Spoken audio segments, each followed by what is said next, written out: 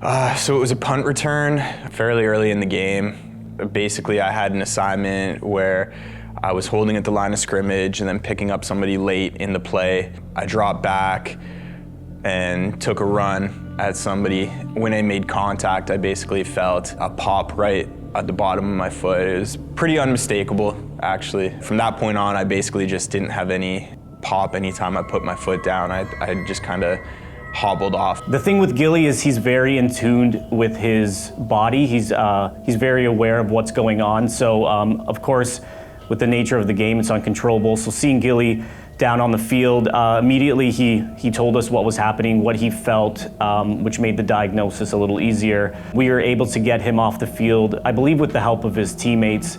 And once we were kind of in our own private area in terms of speaking with him on the sideline with our medical doctor, we were kind of able to establish what was going on based on his pain. And we did find out that he, in the end, had a tear of his plantar fascia.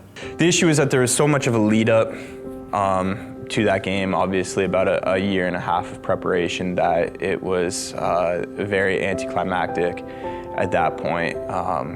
Something as fluky as that, a muscle on the bottom of my foot. So I just wanted immediate answers and to figure out what was going on and how long I'd be out and when I could be back. I feel as though it's a double-edged sword.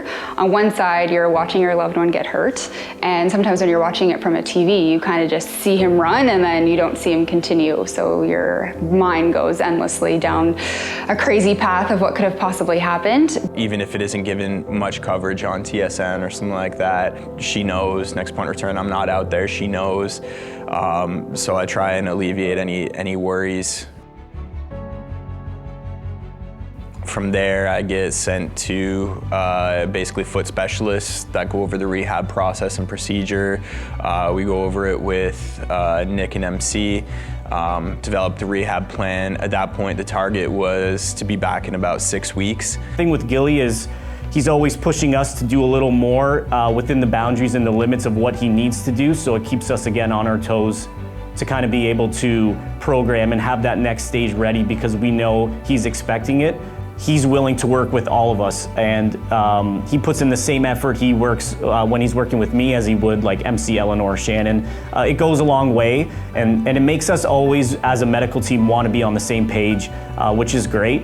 And I think that just shows that there's a lot of trust in our facility, and it shows others who are new to our team that there is a trust within the medical staff, and we will do whatever we can to get them back on the field in a timely manner. You know, you attack rehab like you would a game. I mean, I don't play professional football to watch it. I can do that on my couch at home.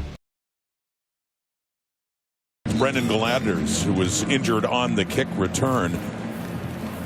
100th game tonight, and this is the way it starts for Brendan Gillanders. Opening kickoff return, you know, I did a good job on my block, and then it was just one of those unfortunate circumstances where someone from behind me got kind of thrown into the bottom of my ankle.